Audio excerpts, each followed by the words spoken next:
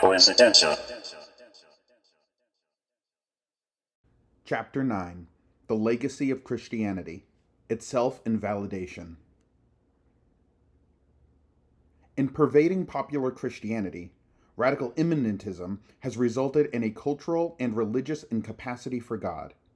And in its involvement with Christian existentialism, it has brought to light the contemporary Christian's total religious dilemma as, in order to be true to himself, he must face his, or our, culture's incapacity for the Christian God.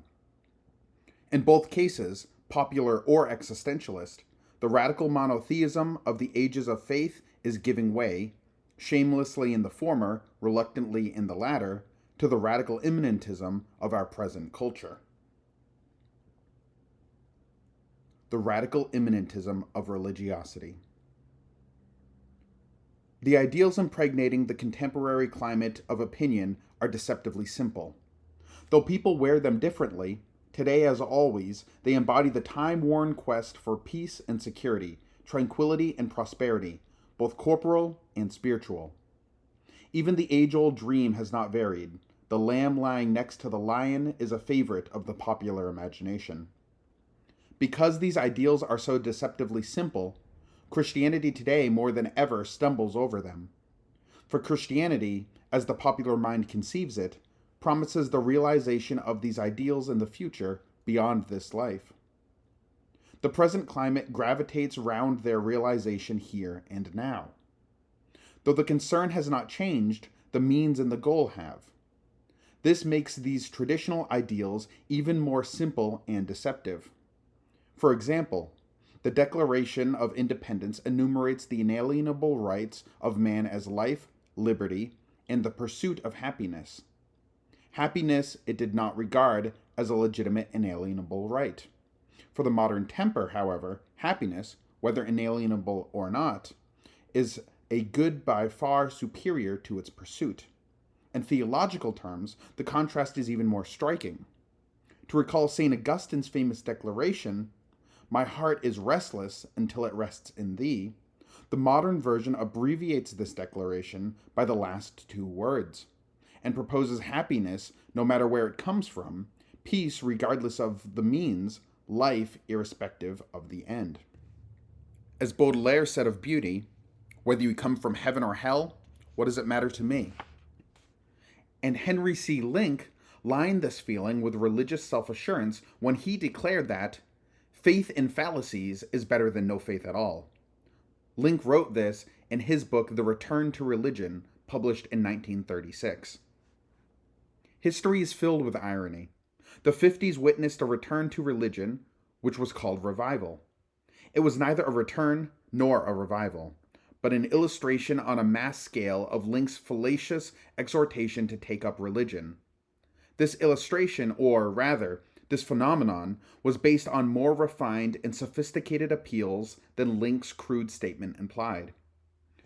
Whether this religious decade is considered from the point of view of the masses, which were fascinated by its religious motifs, or from the point of view of the inspirators of the revival, the religious density of the general sentiment had been diluted beyond recognition.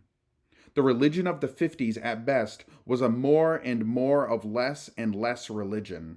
At worst, it was a less and less of more and more religion. It was an age of faith in faith, of belief in belief. And all it achieved was to fill holes with other holes.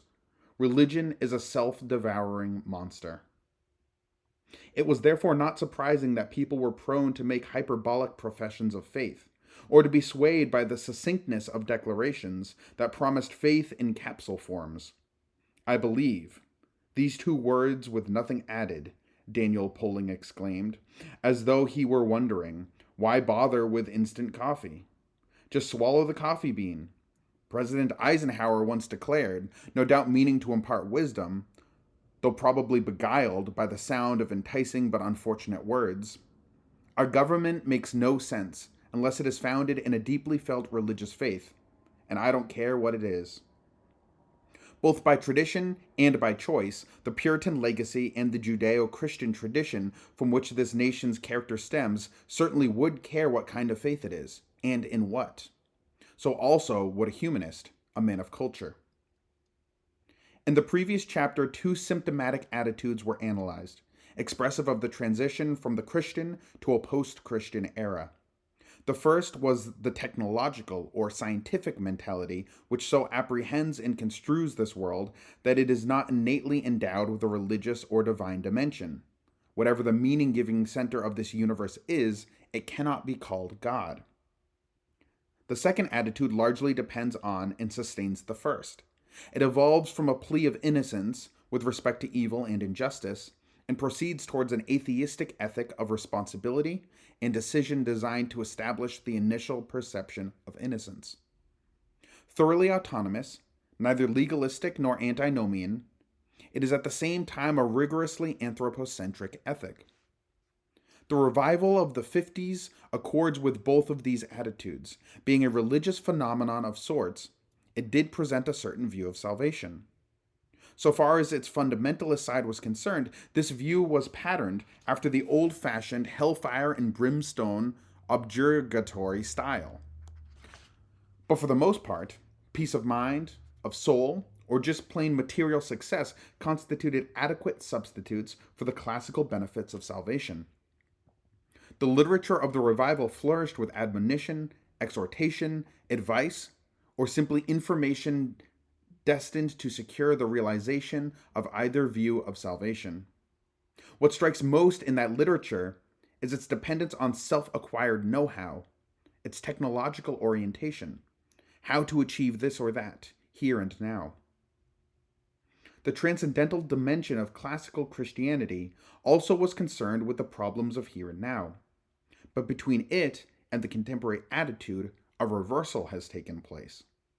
Some have called this reversal a secularization of the mainsprings of the Christian faith. However it is called, the result is an immanentist concern with the here and now. The extent of this immanentism and its opposition to the classical Christian doctrine can be expressed by a comparison of their attitudes toward faith. Faith without works is dead. This is the way Christianity understood the relation of faith, of trust in God, with human obligations unto this world and its complex reality. Religious existence was a mode of existence through which the world was transfigured, and with it all the pain as well as happiness it can offer. In the mentality of the revival, there is an entirely different perspective. Religion is good, or faith is a good thing, because it works. And it works really only if the perplexing realities of this world are not transfigured, but subjugated. Their subjugation is itself the test of a faith that works. Faith is gauged by the rewards of this life. In contrast, in the highest moments of Christianity, those who put their trust in God and construed this as the key to the meaning of existence both grew spiritually and adventitiously happened to prosper mentally and materially as well. The recent temper of religiosity and the classical Christian tradition stand at extreme opposites. Neither purity of faith nor purity of heart matters so much as the efficiency of some religious system or another, so long as it produces material wealth or a more fashionable substitute for wealth, mental if not physical health. Norman Vincent Peale, to name one of the high priests of the new religiosity, wrote in a jargon candidly borrowed from the ideology of business organizations, "Today, any successful and competent businessman will employ the latest and best tested methods in production, distribution, and administration, and many are discovering that one of the greatest of all efficiency methods is prayer power. Prayer is money." This phenomenon shows that the secularization of Christianity has not been accompanied by an obliteration of the religious sentiment. In its lowest forms, this sentiment has multiplied into a teeming religionitis. Contemporary religiosity is thus neither Christian nor merely secularistic. It is idolatrous and constitutes a denial of Christianity. What is the meaning of this transformation? From the standpoint of biblical religion, the antithesis to faith is not involvement in secular responsibilities or obligations, but idolatrous concern with secular matters.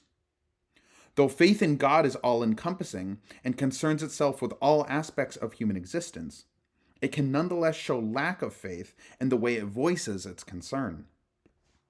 Faith in faith, or religiosity, tends to substitute this concern for God himself, and thus idolatrizes it.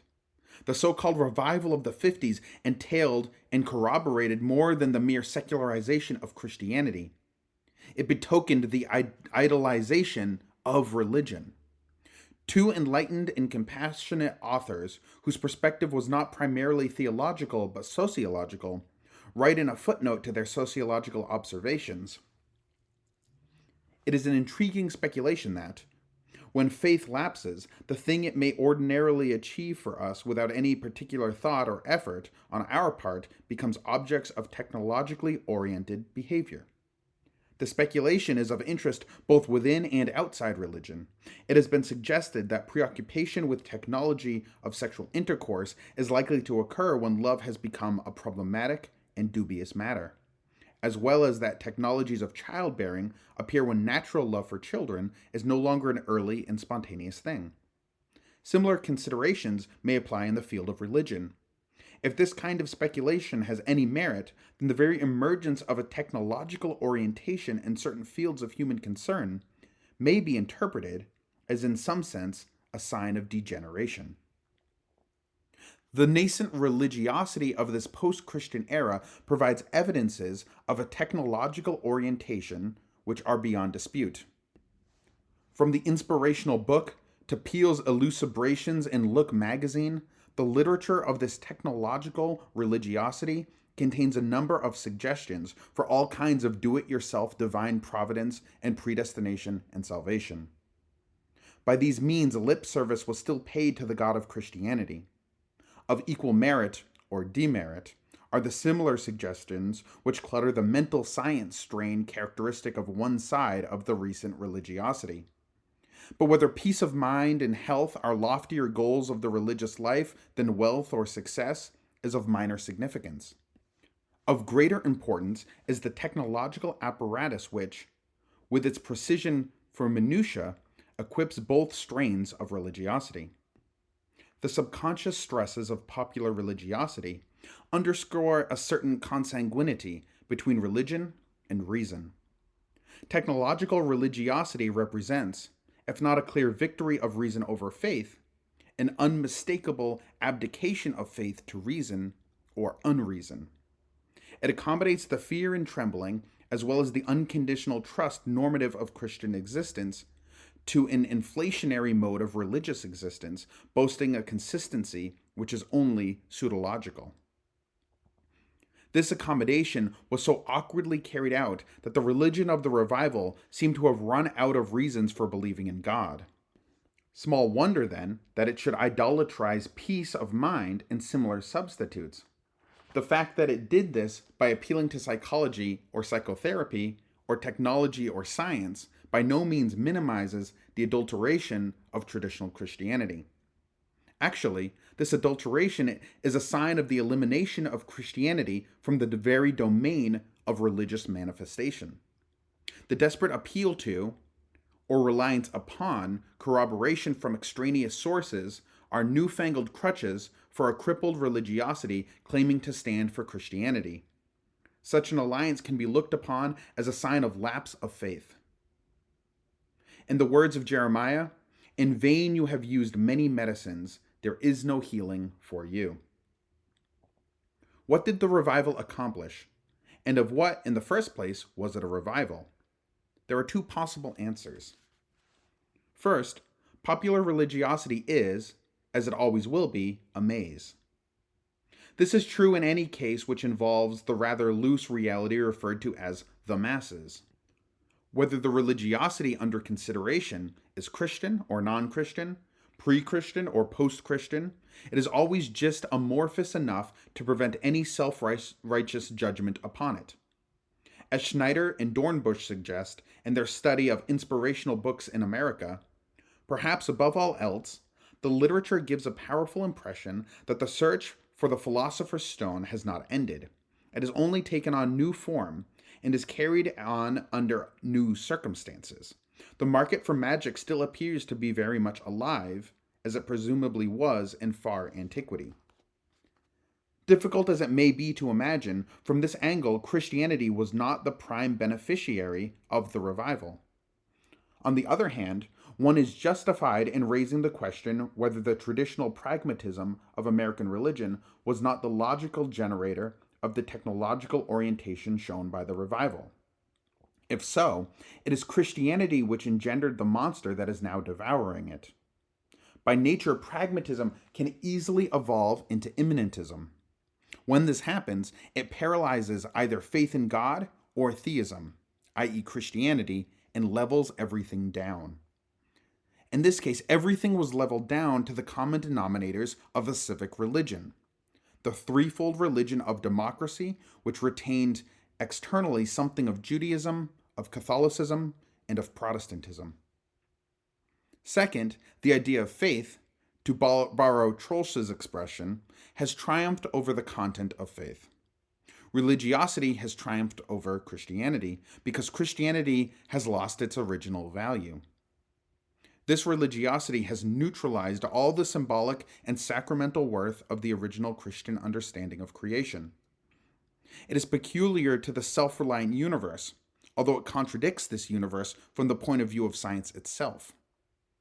Despite all its claims, and especially its tacit assumptions, this is not a piety which bridges the gap between religion and science. Pseudo-religious as well as pseudo-scientific, it is the religion of scientism. It cannot address any authentic word to the cultural situation of this century. It is difficult not to regard the recent resurgence of religiosity as but another in a series of Christian capitulations. Many times since the Reformation, Christianity has known defeat. Now, by trying to recognize the contemporaneous conjuncture of religious and cultural realities, now by flagrantly refusing to recognize it. Schleiermacher's contemporaries were the intellectual and cultured despisers of religion whom Christianity had lost. From the characters of Dostoevsky and Camus, Christianity has alienated those who seek justice. With Kierkegaard, the accommodation of Christianity to cultural relativities and misalliances was beginning to mean its cultural death, which Nietzsche was prompt in formulating. Perhaps more significant is the loss of the laboring masses in the 19th century, to whom Christianity remained callous, to the greater profit of Marxism. Today, Christianity is losing the religious masses. This is the meaning of the revival of interest in religion. Christianity is losing these masses to an amorphous amalgam which includes elements from Christianity, from Judaism, and in some spheres from Zen Buddhism. It is this combination which benefited most by the revival.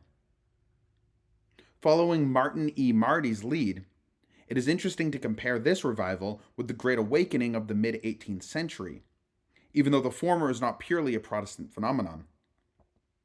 The Great Awakening, as Robert Ellis Thompson remarked in 1895, terminated the Puritan and inaugurated the Pietist or Methodist age of American church history.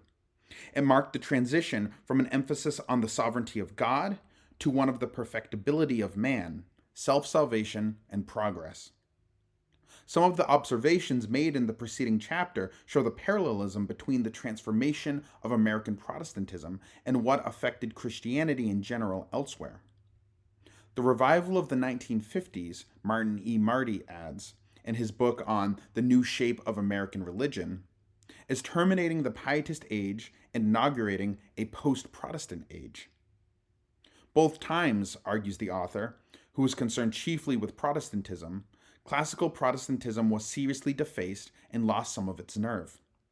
Each time, as well as during various intermediate revivals, it abdicated some of its essential tenets.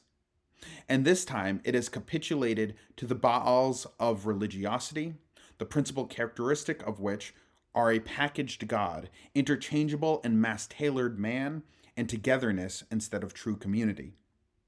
Recognizing the corrosive power of these characteristics, Marty warns that Protestantism must face one major fact in this new situation, that while the old shape of American religion was basically Protestant, Whatever else it includes, the new shape of American religion is not basically Protestant. To combat this new look religiosity, Marty, being concerned with Protestantism, suggests remedies and a strategy for counteroffensive, generally consisting of a return to the sources, biblical faith and classical Protestantism. Catholics would probably prefer St. Thomas and the Counter-Reformation to Luther and Calvin. Either way, the dilemma is the same. It evolves from the urgent need of a theological renaissance which, for the sake of the present world, would clarify the biblical meaning of God, man, and community. The problem is not so simple. The Reformation of the 16th century, as well as the Counter-Reformation, took place in a dissimilar context. Whether ecclesiastical or social, spiritual or secular, the structures they affected, rearranged, or redefined were the embodiment of a Christian purpose and way of life. The novelty of the situation affecting American religion today is not merely its post-Protestant aspect, which is but a concomitant of another development affecting the whole of Christianity. In America as elsewhere, the entire cultural setting is that of a post-Christian era. More than the ceremonies and rituals are put into question. As the ersatz religiosity of the 1950s put into evidence, the Christian faith itself has been undermined. There is a relation between do-it-yourself religiosity and the revindication of innocence typical of non-Christian humanism. Ultimately, both are anthropocentric and immanentist. The former deals in packaged gods, the latter in the packaged man. Is this a coincidence? Perhaps not. The death of God has been the religious heresy of the West, and the disappearance of the hero, a theme dear to Colin Wilson, has been its cultural counterpart. The religiosity of modern man and the facelessness of the modern crowd are both expressions of the same heresy, call it religious or secular. But today's heresy often is tomorrow's orthodoxy. This is the age of the post-Christian heresy. Only falsely heretical postures, such as togetherness, collectivism, individualism, conformism, only these die because, like God, they make such a powerful appeal to what is lowest in human nature. The revival of the 1950s was the religious inauguration of the post-Christian era. Existentialism and the death of God. Christian existence is by nature dilemmatic. It must oscillate between two poles. Homogeneity with the posture and condition of this world on the one hand, heterogeneity to them on the other. In St. Paul's classic passage, the appointed time has grown very short. From now on, let those who mourn live as though they were not mourning, and those who rejoice as though they were not rejoicing, and those who buy as though they had no goods, and those who deal with the world as though they had no dealings with it. Christian existence must be qualified by homogeneity with the world, yet it must be defined by an irreducible heterogeneity to the world. To paraphrase Jesus, the scene of its unfolding is laid in this world, but its meaning and its purpose are not of this world. The dilemma is heightened by the fact that the same act of existence must be both homogeneous with the world and heterogeneous to it. Kierkegaard manifested this concern when he wrote, Luther says somewhere in one of his sermons that properly sermons should not be preached in churches. This he said in a sermon, which surely was delivered in a church, so that he did not say it seriously. But it is true that sermons should not be preached in churches. It harms Christianity in a high degree and alters its very nature. That it is brought into an artistic remoteness from reality, instead of being heard in the midst of real life, and that precisely for the sake of the conflict, the collision. For all this talk about quiet places and quiet hours as the right element for Christianity is absurd. So then sermons should not be preached in churches, but in the streets, in the midst of life, of the reality of daily life, weekday life. The Christian promoters of the revival intended to do just that when they took Christianity to Yankee Stadium, or inserted it in the profane pages of a magazine, or displayed it through the picture tubes of television sets. They deemed it not incongruous that Christianity should be paraded among the articles by which the world frantically gratifies itself. The alliance between piety and Madison Avenue made itself heard in the heart of marketplaces and business centers. There, the hidden persuaders of the Christian persuasion soon realized that the average man is generally the prey of innumerable worries, and wants nothing more than to be freed from them and to relax. Such was the demand. It always is. It was supplied. Something always poses as an antidote to any kind of malaise. In the process, Christianity ceased to abide by the law of its heterogeneity to the world, and became exactly the opposite of what it is in the New Testament. To borrow again from Kierkegaard, the persuaders succeeded in cheating God out of Christianity. What else could they do in an age which cannot in the least grasp the reality of the Christian God? No other apostasy from Christianity could have been more tragic, more pathetic. Another of Kierkegaard's invectives comes to mind. In the concluding unscientific postscript, he wrote, "In an age when the progress of culture and the like has made it seem so easy to be a Christian, it is quite in order to seek to make it difficult, provided one does not make it more difficult than it is." He added these words, which can apply only indirectly to the users of mass religiosity. But the greater a man's equipment of knowledge and culture, the more difficult it is for him to become a Christian. Kierkegaard's meaning is not betrayed when his words, in order to underline their application to the present context, are altered in this way. The greater a man's equipment of pseudo-knowledge and pseudo-culture, the easier it is for him to become a pseudo-Christian. The reason, as well as the intention of such an alteration, can be justified by pointing to the idiosyncrasy of popular religion, namely, the immanentism, which is the basis of both its technological orientation and its scientism, i.e., the concealed assumption that religion does not contradict science, and the corresponding clear emphasis on the material, spiritual, or mental efficiency of religion. An immanentist Christian can only be a pseudo-Christian. He points in the same breath to his God and to his success. Kierkegaard justifies the use to which his invective is put. The God that can be pointed out is an idol, and the religiosity that makes an outward show is an imperfect form of religiosity. The moral harks back to the dilemmatic characteristic of Christianity. The natural framework of a sermon is not the shielded sanctity of a church, but the marketplace, or Main Street, or whatever the elements by which a man identifies himself. Yet when Christianity surrenders to the pressures or espouses the scale of values of the marketplace, it forfeits itself and degenerates into an imperfect form of religiosity.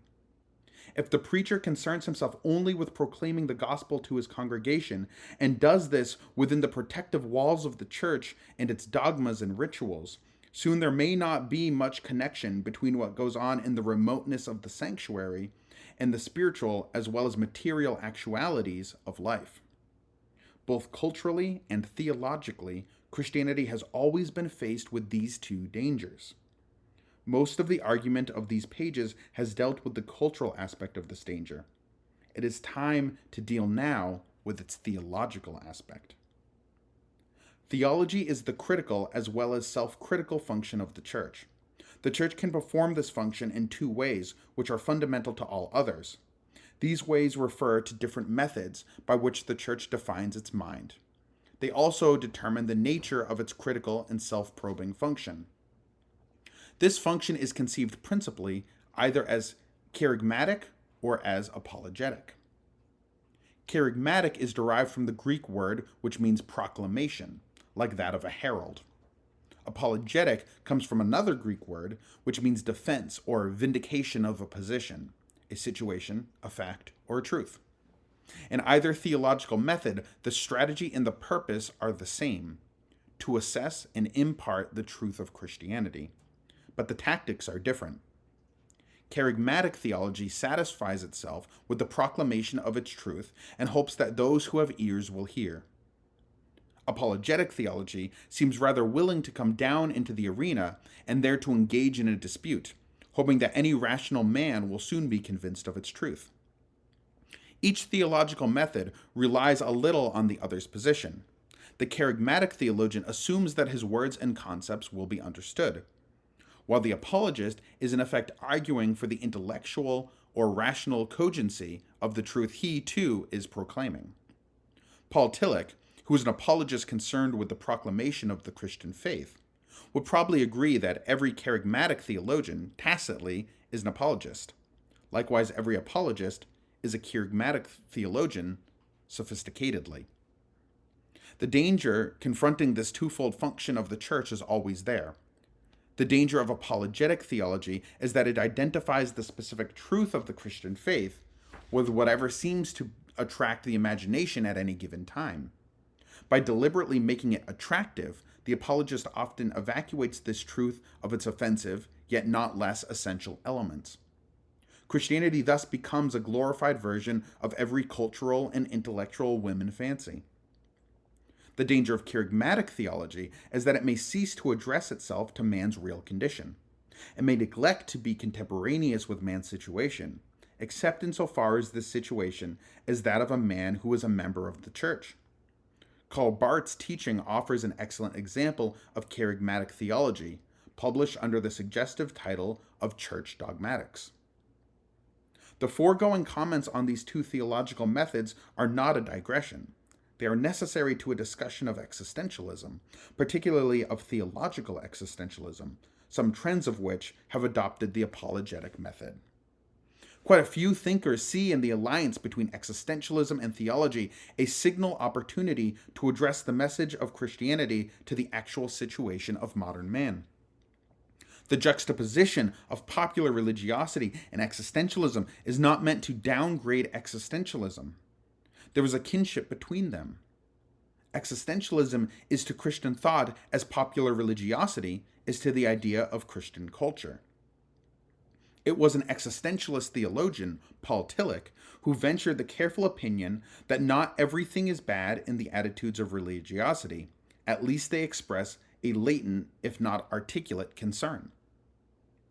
What is intended here is not an examination of the major existentialist systems. This would be extraneous and superfluous to the purpose. The concern is not centered on what is peculiar and significant about this or that system, or about this or that concept characteristic of a thinker. Rather, the concern is centered on those elements of the existentialist climate which are relevant as an illustration of the thesis that this age is post-Christian. Kierkegaard's own remark is quite appropriate here.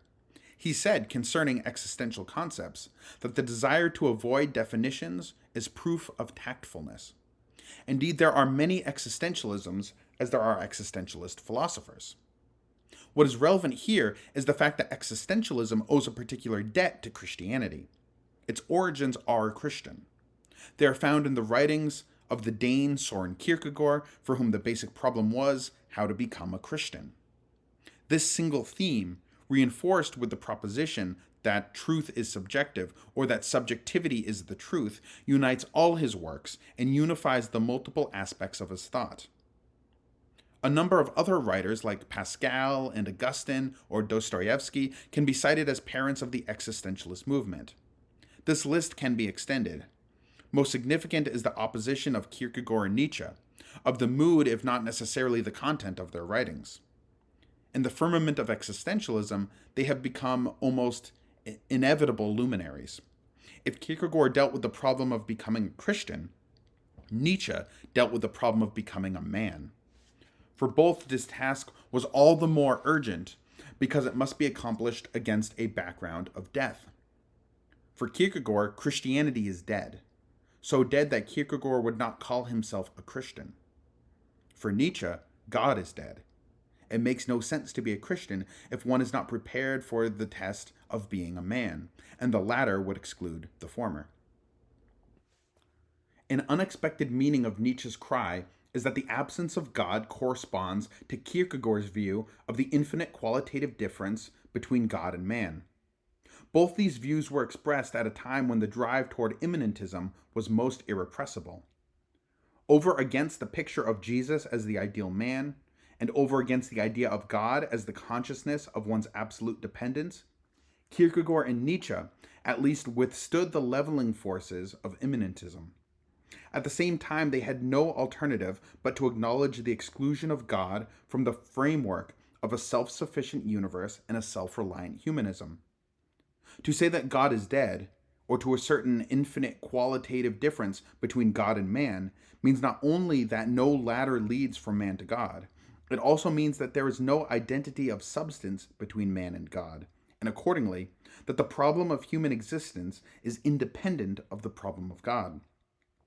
Even as science, whatever its hypothesis, makes it impossible to identify this hypothesis with God, so also existentialism makes it impossible to identify God and man. The reality of man does not, logically or essentially, preclude the latter. This is why Kierkegaard could remain a Christian, but on the basis of the ancient formula, credo quia absurdum. Existentialism is related to Christianity in the same way as technology is. Neither is thinkable without the Christian culture which originated them, but both flow into the stream of immanentism which runs opposite to the stream of classical Christianity. This awareness was Kierkegaard's thorn in the flesh. As Hollenberg has said, Kierkegaard is the love-lorn lover of the religious. He is not a believer in the ordinary sense. He is a man of faith, but so desperately that his faith doubts itself and approves itself only when doubt leaps into faith. Faith for Kierkegaard is not a fact, nor is it a state. Rather, it is a constant becoming. It is an act like a leap. But since Jesus is not the ideal man, and God is infinitely remote from man, even when from a religious interpretation he is nearer to man than man is to himself, there is no standard by which the act of existence can be measured and automatically authenticated. There is no law except the exigencies of love and faith, and these cannot be erected into statutes. Faith is a constant becoming, and is constantly exposed to doubt and despair. Similarly, existence is a constant becoming, and is constantly exposed to death. Throughout his life, man lives his death, to die and yet not to die. But the torment of despair is precisely this, not to be able to die. Even the last hope, death, is not available. But this is an impossibility. The dying of despair transforms itself constantly into a living. The despairing man cannot die. No more than the dagger can slay thoughts, can despair consume the eternal thing, the self, which is the ground of despair. In faith, the self becomes itself. That is, it becomes that which it is not. The sinful man becomes justified, even while only the justified man can realize the extent of his sinfulness. The self is a dialectic element between life and death, between possibility and necessity, or between finitude and infinitude. Essentially, the self is freedom for the reason that if existence is becoming, it involves an act, a choice, a decision grounded in freedom. It is not surprising, therefore, that Kierkegaard should have qualified existence as the dizziness of freedom. But freedom is not merely self-authenticated. It is also authenticated by the power of another self, or the other. Freedom is the other. For Kierkegaard, it is, especially, the relatedness to the infinitely other, God. The self is a relation which relates itself to another. As a relatedness, the self is a mode of being, in which it can be at one with itself just as it can be estranged from itself. Accordingly, Sartre echoes Kierkegaard when he writes in No Exit, "A man is what he wills himself to be." This is where the theistic existentialism of Kierkegaard still reverberates in the atheistic strains of contemporary existentialism. It is also the point where existentialism no longer needs its theistic apparatus and can cast it off as one throws away crutches at the end of convalescence. If a man is what he wills himself to be, this means primarily that he has no justification of his own for what he becomes. Even in Kierkegaard's view, according to which the self is constituted by its transparent grounding in the power of God, The sinner who constantly is in need of justification can only thank God's justification, without which the sinner could not become what he is not, i.e., justified.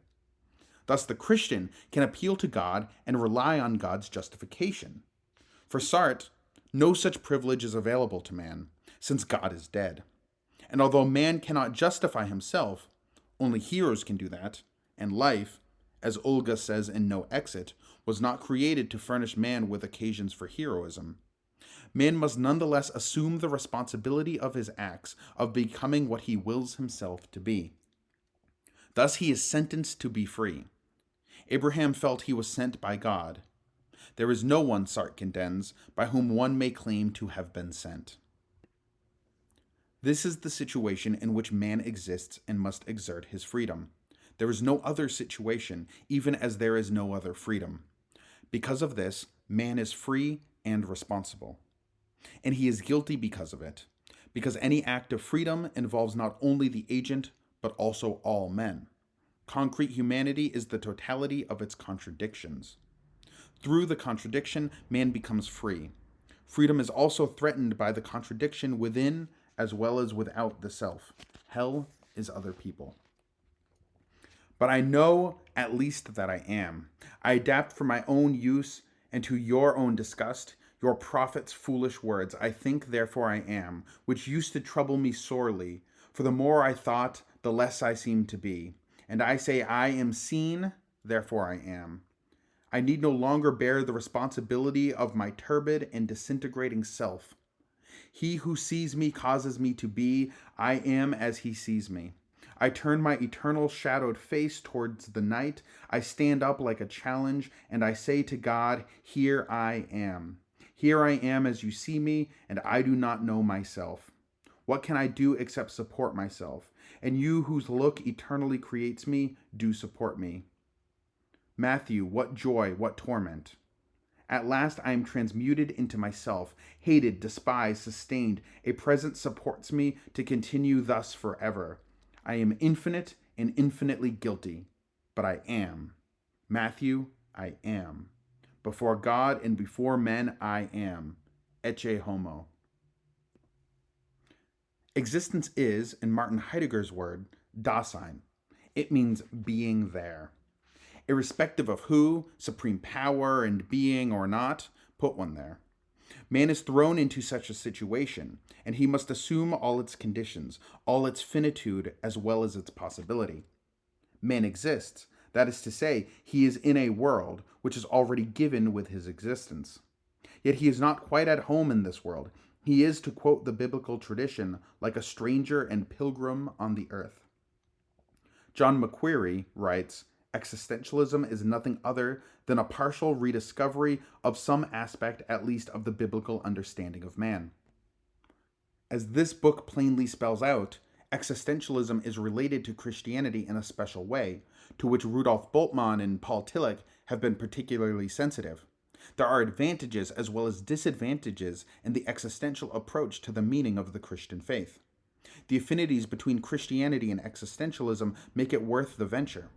The affinities revolve around the fact that the first stage of an existentialist system deals with a phenomenological analysis of the human condition. The construction can then be fittingly completed and adapted to the exigencies of a Christian frame. It would be as if the existentialist analytic method had posed questions, and the answers depended on a religious, in this case Christian, orientation. The analysis would point to the Christian interpretation and even necessitate it. Seemingly, all that is needed is the correlation of the existentialist problematic and the Christian revelation. On this ground, it is conceivable to defend the Christian use of existentialism. The latter does analyze the condition of man in a manner sympathetic, if not homogeneous, with the New Testament concept of man. This is true even about the atheistic or agnostic side of the existentialist coin. Sartre, for example, deliberately uses terms and concepts that once were religious, but which he has emptied of their Christian meaning while carefully preserving their emotional connotations. Hell and guilt are loaded words. They have religious overtones in any Western man's imagination. From this perspective, existentialism is unquestionably a form of religiosity. It is often the quality of a religious philosophy, as though it were nostalgic about the religious dimensions of a former existence. Sartre has protested against the evidences of such a longing, but he himself is not less vulnerable, despite the complaint he registered in Being and Nothingness that Heidegger's metaphysical inclinations cover up a desire to reconcile his humanism with the religious notion of the transcendent. And Boltzmann does not corroborate this by providing Heidegger's philosophy with a Christian complexion. At this very point, however, the advantages tend to turn into disadvantages. When Boltzmann borrows from Heidegger's philosophy, he does so not merely because he has religious undercurrents. His reason is somewhat more radical. For him, first of all, the task of a theologian is to communicate the Christian message to his contemporaries, even if this means that philosophy must be accorded antecedence over theology. Boltzmann unambiguously admits that it does. Therefore, he adds, one might as well exert caution in choosing the best philosophical system available at a given time, since that is where one may find a contemporary image of man's self-understanding. It is better to indulge in such an attitude deliberately than involuntarily or unknowingly to remain in the dependence of a philosophical outlook which, though not being clearly recognized as such, is extraneous to the language of the New Testament. Secondly, in order to communicate the Christian message to modern man in terms of his own situation, the theologian must begin by isolating the content of this message. He must sift it from the cultural, temporal, and temporary characteristics with which it was recorded in the New Testament. So far, many theologians would agree with Boltzmann, but unlike most of them, Boltzmann does not stop at defining the core of the Christian message. He takes what some, for example Barth, consider the fatal step. Even this core, Boltzmann argues, is dependent upon a worldview which is by and large super-inundated today.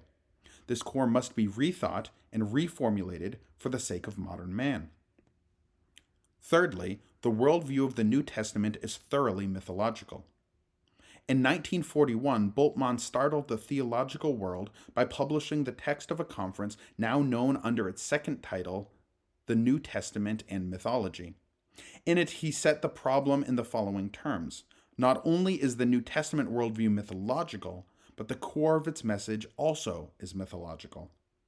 According to the New Testament, which, in this case, shows how religious truth depends upon the ambient philosophical conceptions, the universe is composed of three stories: heaven above, the underworld down below, and the earth in the middle.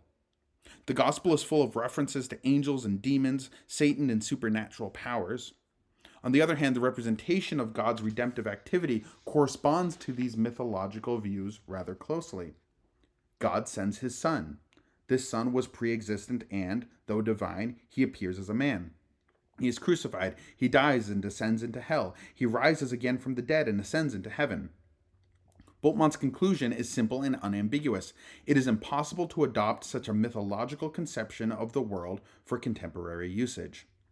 Faith should not be confused with, nor should it demand assent to, a mythological worldview or a mythological understanding of human nature. If the gospel is endowed with any truth, this truth must be independent of now irrelevant mythological conceptions. Otherwise, it would not make sense to hope to send a man into space or to the moon and believe at the same time that heaven is up above and hell is down below. Besides, the tripartite division of the universe corresponds to past soteriological concerns, which envisioned man as well as the earth as a battleground of antagonistic supernatural forces of light and darkness, of good and evil. Man now thinks of himself as a unified being, an integral personality. He understands himself and wills to assume responsibility for all he feels, thinks, and does. He ceases to understand himself when he becomes divided, a schizophrenic. He cannot be expected to subscribe to the New Testament view of the universe, of redemption and self-understanding, without violating the self-understanding he has achieved independently of the New Testament's archaic mode of apprehension. Such violation would be equivalent to a denial of the intrinsic truth of the Christian message. If this truth would be inextricably bound up with notions and concepts which have been invalidated and discarded, and if such notions and concepts are irrelevant to the condition of modern man, so then would Christianity be irrelevant to this age. When he speaks of the thought of the New Testament as a mythical type of thought, Bultmann does not mean ideology, as in 20th century practice we are inclined to mean. Nor does he mean that mythical thought, for being primitive, is not valid or has little validity. Bultmann contrasts mythical thought with scientific thought. The former can be animistic or supernaturalistic or transcendentalist. The latter is characteristic of any type of reflection which presupposes that the universe is a closed entity, self-reliant if not always self-explaining, and that it is basically unified and draws its meaning from itself. This cannot be said about mythical thought. It tends to set up its understanding of human nature in terms of divine interventions. It speaks of the divine in human terms, and it signifies that neither the universe nor man can be understood in terms of an immanentist reduction. Thus, to break the mythological barrier of the New Testament worldview means essentially to make Christianity relevant to the present world. Modern man is conditioned by scientific loyalties that outweigh the primitive veracity of the Christian myth. He does not lift up his eyes to the hills from whence his help might come. The important thing, Bultmann contends, is to realize what kind of worldview commands today's way of life. It is a worldview determined by science and widely propagated by the schools and the communications media, and above all by technology. At the juncture of Bultmann's method and the existentialist analysis, there lies the fact that Western culture has gone from one kind of epochal self-understanding to another. This coincides with the transition from a sacral to a secular basis of cultural values, from a theistic to an atheistic universe, rather than merely from a mythical to a scientific worldview. Bultmann would like to think that the existentialist framework somehow partakes of the scientific picture of the universe and is at the same time a continuation, a revalorization of mythical thought. Bultmann can retort that the process of demythologization is an inner necessity of the very meaning of the myth itself. He can even add that this process is nothing new, that everyone who reads and thinks about the Bible and appropriates its meaning for himself actually engages in demythologization, and that the radical methods of 19th century liberalism, as well as the science and comparative religions, had succeeded in two such attempts. Evidently, all this is correct. But it is correct only within a specific framework. It is correct within that framework, which is operating still either under the aegis of a primitive mythological thought or under its sequel, the aegis of a sacral impregnation of culture, as well as a sacramental conception of nature. Certainly, traces of the age-old attitude still survive. But who can affirm that space-bound man will be the same as the earth-bound specimen that has so far occupied the scene? Some even contend that when man conquers space and other planets, he might well undergo physiological transmutations, along with an intellectual and spiritual reappraisal of his self-understanding. Bultmann's enticing radicalism and his brave honesty at times seem like a compassionate attempt of a vestigial Christian who persists in applying the Christian view of creation to a world settled comfortably in his thoroughgoing immanentism, and in applying the Christian meaning of existence to the atheistic anatomy of post-Christian man. Barth, in his controversy with Bultmann, claims that faith entails the acceptance of the core of the New Testament message. Once this core has been isolated, it cannot be manipulated, lest it is brought into subservience to a philosophical system and thus is denatured. Bultmann's objection to this position is simple, clear, and consistent. Sacrificium intellectus. The act of faith, he alleges, is simultaneously an act of knowing, and correspondingly, theological knowledge cannot be separated from faith. What Bultmann means is that, like Pauline theology, the core of the Christian message deals with God not as he is in himself, but only with God as he is significant for man's responsibility and man's salvation. Just as it sees the world and man always in their relation to God. Therefore, to raise the question about God's act means to concern oneself with the question of human existence. To this extent, then, theology is at the same time anthropology. The adverbial phrase "at the same time" is of capital significance. Bultmann does not say with Feuerbach that theology is anthropology, but he sees the relevance of the former in its application to the latter, as he sees the meaning of the latter in its reference to the former. Bultmann approves Melanchthon's statement, "To know Christ is to know what he means for us instead of imagining what happened in the incarnation and how it happened." For Bultmann, consequently, every assertion about Christ is also an assertion about man and vice versa. And thus Bultmann justifies his reliance on the existential method, every assertion about Christ is also an assertion about authentic existence and vice versa. Philosophy and Christianity are concerned about the same thing, authentic existence. They are therefore agreed in what they call, respectively, inauthentic existence and sinful existence. Are they also agreed in what they call authentic existence on the one hand and Christian existence on the other? Here Bultmann's thought appears to be ambiguous. He seems to say yes and no. Yes, in that authentic or Christian existence can be achieved only on the basis of a previous realization of one's inauthentic or sinful existence. Yes, because faith is not some supernatural or mysterious addition to man's self-understanding. It is the attitude of authentic man, just as love is, or should be, the natural, normal behavior of every man. Does this not eliminate Christ and what is peculiar to his role in Christian thought? No, argues Bultmann, because all that philosophy can state about authentic existence can only constitute an invocation of, an appeal to, God's activity. It can only announce God's redemptive activity. It can only announce the saving event accomplished in Christ. In other words, the Christian understanding of man prior to faith, of man without Christ, must and can be demythologized, that is, stated in terms consonant with man's self-apprehension within any context. So also the Christian understanding of man in Christ must and can be demythologized. The question is whether the transition from inauthentic to authentic depends on God's intervention and is inconceivable without the person and the work of Christ, without the Christ event. Bultmann's cautious handling of this question indicates that the place accorded Christ in New Testament thought is indispensable and decisive for the transition to authentic existence. The Christ event constitutes the only possibility of authentic existence. But the ambiguities of Bultmann's approach and its strict dependency on a phenomenological type of reflection, which can be conducted with or without God, and especially with or without Christ, seems to indicate that this may very well be only a digression in the author's domestication of a post-Christian philosophical system.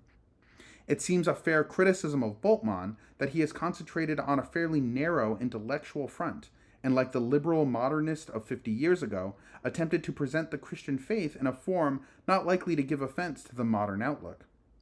What is this modern outlook? Succinctly, it does not necessarily deny the existence of God, but at most it affirms his absence. As Heidegger has been reported to have said, by Gabriel Marcel in The Problematic Man, and McQuarrie in An Existentialist Philosophy. One begins to wonder whether, as Tillich claims, existentialism is the good luck of Christian theology, and whether it has helped to rediscover the classical Christian interpretation of human existence. Both Bultmann and Tillich are agreed that philosophy cannot escape its religious background. At least this is true for existentialism, and that theology cannot escape its philosophical tools. Both consider opportune a correlation of these two quests for the meaning of human existence. Ultimately, both Bultmann implicitly and Tillich explicitly regard man as a being who asks questions. These questions must be correlated with their appropriate answers in such a way that the answer unlocks the labyrinth of the question. The answer must contain and reveal something new, which the question did not suspect. As Tillich puts it, the substance of the answer must be independent of the substance of the question. Otherwise, the answer would not be a real answer. It would merely rephrase the question affirmatively.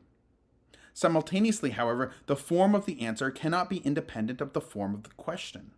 Otherwise, it could not be understood, or man would have to cease being a man in order to understand it. Furthermore, a man himself ultimately is a question, not an answer. He himself is the ultimate question of what the Christ event signifies. This is all right, but it is equivocal.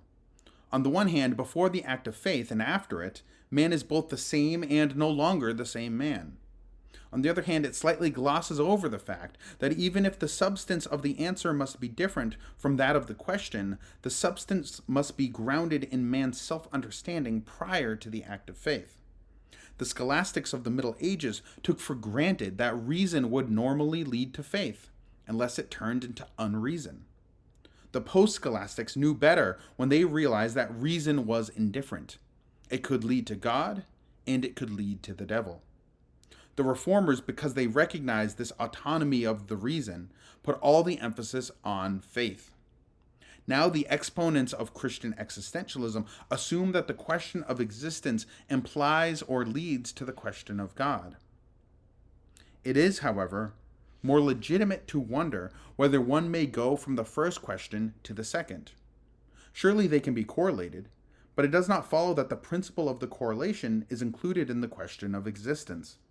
Consequently, just as after the scientific impact, it was realized that the universe both implied and did not imply a supreme being, so also the problem of man does and does not imply the problem of God.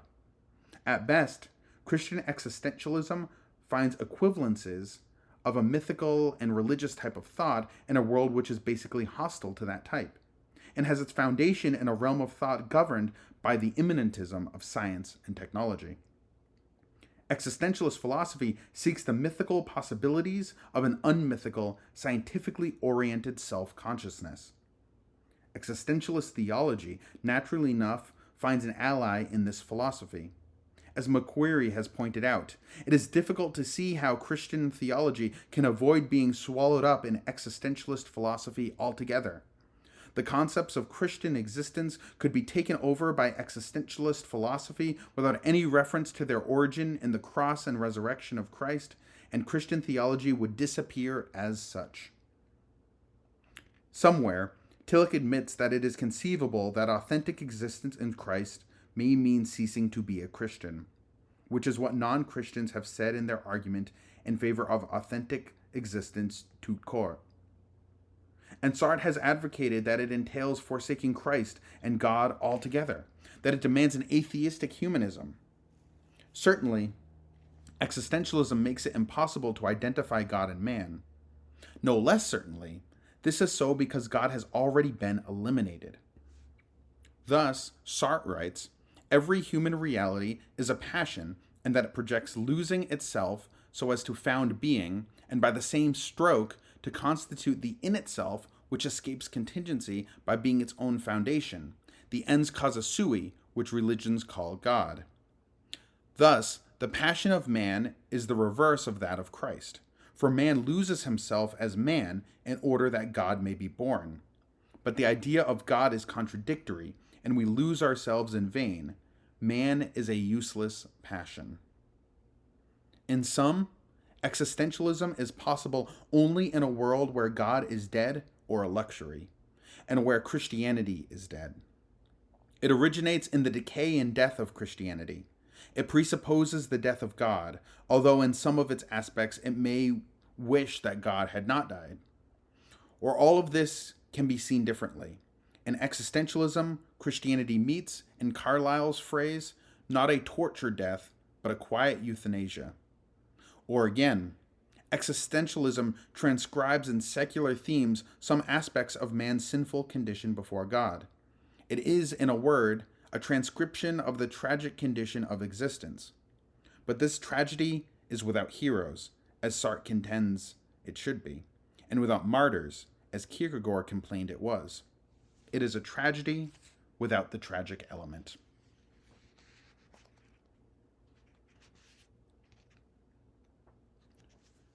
Afterword.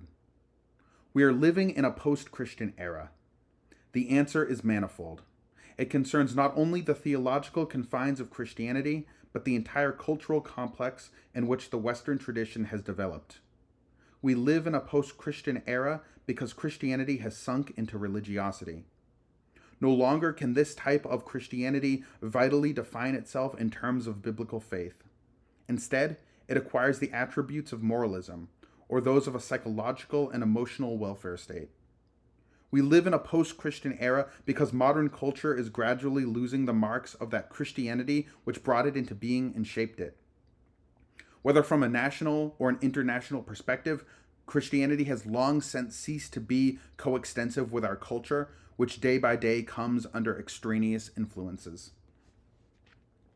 And we live in a post-Christian era because tolerance has become religious syncretism, an amalgam of beliefs and attitudes without content or backbone. Indeed, faith, hope, and love have nothing to do with these substitutes, no more than God with an idol or my authentic self with the masks I'm wearing. One must ultimately come to terms with the reality here uncovered, even though partially and imperfectly. Kierkegaard in the 19th century complained about the tepid quality of the church and excoriated the Christianity of his day, and many others before him could be cited as taking a similar stand. Every age is post-Christian. But this has been true only theologically speaking. Until modern times, the formative tradition of Western culture has been continually imbued with the spirit of Christianity. Regardless of how approximately, our culture has been a variation on the translation of this spirit into the arts and the sciences, into a style of life. But the novelty or tragedy of our situation lies in the fact that our age is post-Christian both theologically and culturally. And its dissolution by diffusion into the prevailing social climate, both popular and intellectual, Christianity has today reached a point of no return. Religiosity is the optical illusion which enables us to overlook the fact that, in Kierkegaard's words, we no longer are capable of being Christians in the New Testament sense. Religiosity is apostasy from Christianity, just as our present culture is the betrayal of Christianity. In the tradition of Western culture, we have reached the point of not knowing precisely what Christianity is. Our age is post-Christian, but it is still religious. The religiosity of our culture is not pagan, for we do not worship a stone or an ox or an insect. And it is not Christian, for we worship under the name of God a twaddler. This being so, Christianity does not exist, and God is dead, for nothing. This, then, is the irony of the cultural tradition of Christianity. It has bequeathed us the idea of the death of God. This concept more and more evidently constitutes the foundation of our civilization, just as previously the idea of a Christian culture was founded on the presentness of God's reality. To kill God is to become God oneself. This is the meaning of the transition from radical monotheism to radical immanentism, which has taken place in Western culture. That is why, in Kierkegaard's view, immanentist religiosity is the greatest danger confronting man. It deifies man, the twaddler. The ultimate absurdity of man's condition is in view. Once God is dead and man is deified, man is even more alone and estranged from himself than he ever was before. He cannot even end his despair and divorcement from consciousness. Suicide, the final act of cleavage from God, the extreme of the tragic element, offers no exit for him. And he cannot avenge himself upon God, since God died first. The deification of man, or homo hominis deus, man is the God of man, as Camus put it, may yet show that man can avenge himself upon man. Homo hominis lupus, man is the wolf to man. The radical immanentism of our cultural religiosity may be only provisional. In the light of biblical thought, this immanentism can show that God dies as soon as he becomes a cultural accessory or a human ideal, that the finite cannot comprehend the infinite. From this point of view, the death of God may be only a cultural phenomenon, as though only our religio-cultural notion of God were dead. But this makes even more serious the question whether the transcendental view of man in his culture, as set forth in the Bible, has any chance of surviving the modern presupposition that God is dead. The dilemma of radical immanentism is that it offers no resolution to man's predicament because, although it attempts to define man in terms of his relatedness to others, It can only project man as a god or a wolf to his fellow man. In biblical thought, too, man is defined by his relatedness to others. Thou shalt love thy neighbor as though he were thyself. But man, a finite being, neither defines nor comprehends. He is defined and comprehended by God the infinite, the wholly other.